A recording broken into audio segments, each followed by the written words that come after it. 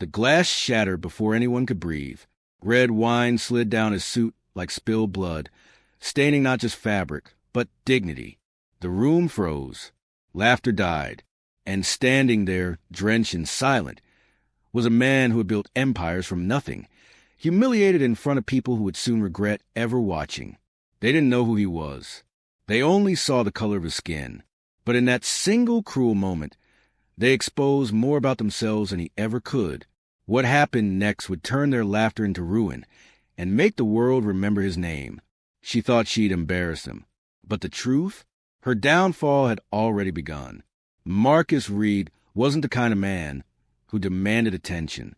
His power was quiet, his presence steady.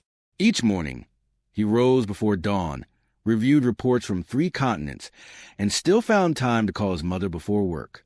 To most, he was a model of success, an educated, self-made whose company funded scholarships for underprivileged students.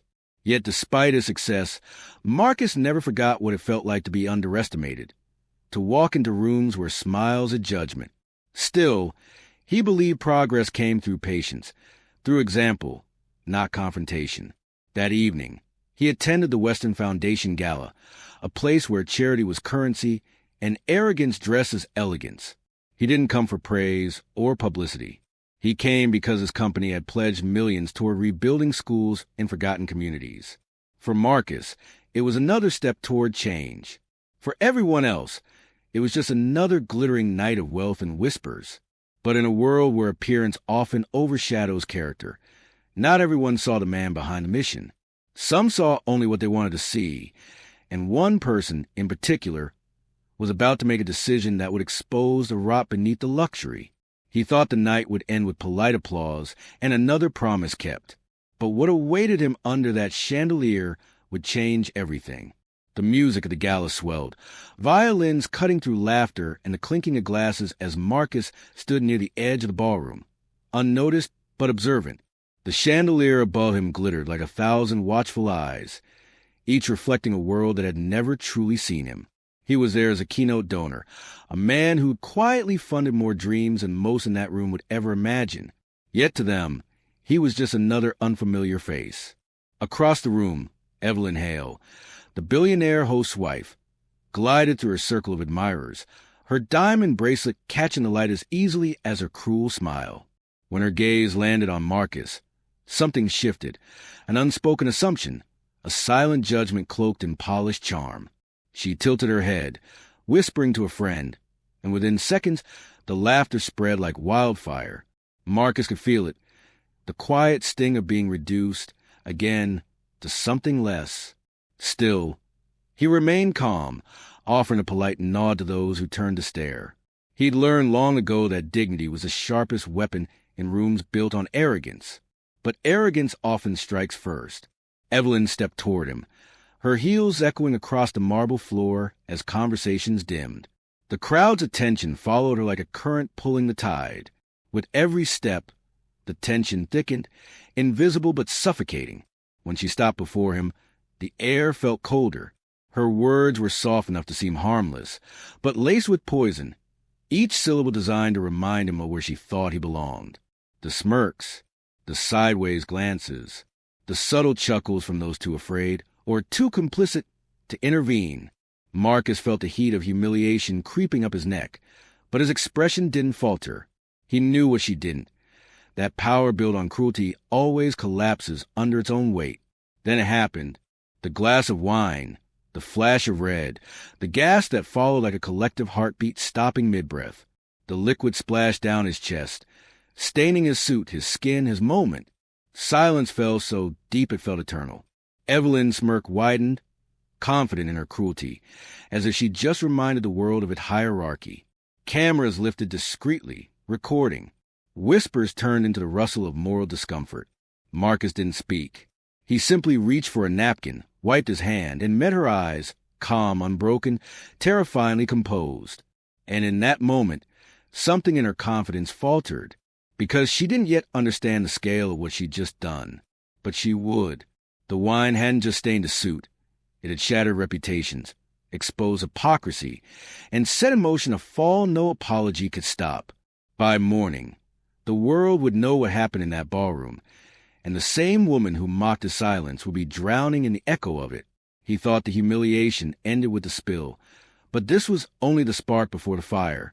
The storm was coming, and she had no idea how close it already was. By dawn, the video had already gone viral. The image of Evelyn Hale, glass in hand, and Marcus Reed standing motionless as wine streamed down his chest flooded every corner of the internet. Hashtags exploded, news anchors debated, and the gala's glittering perfection became a digital battlefield for justice.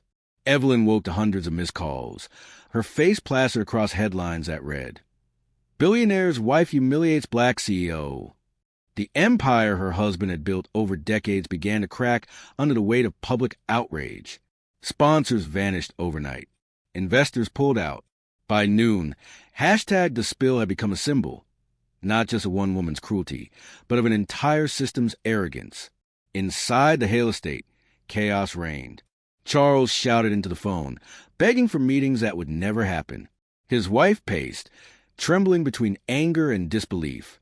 "It's just social media," she snapped, but even her voice sounded uncertain. Across the city, Marcus sat alone in his office, eyes fixed on the morning light spilling across his desk. He hadn't said a word publicly.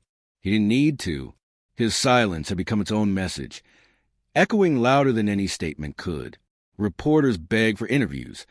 Politicians offered statements of solidarity. But Marcus wasn't interested in noise.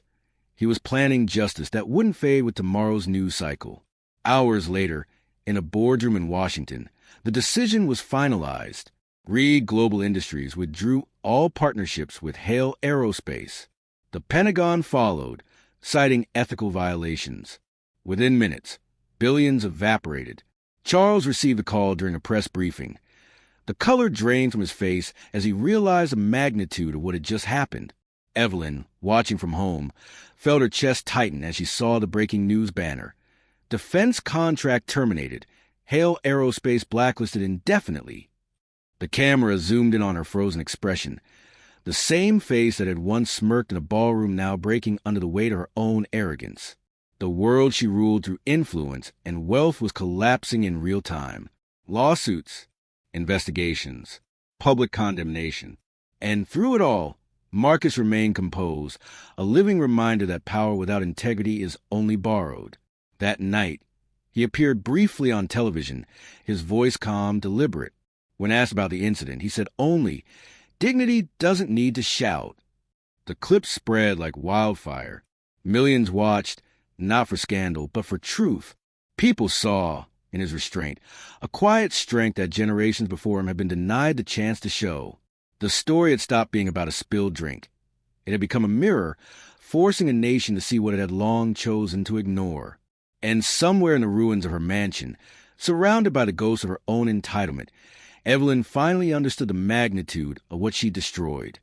Not just her fortune, but her name, her legacy, her illusion of superiority.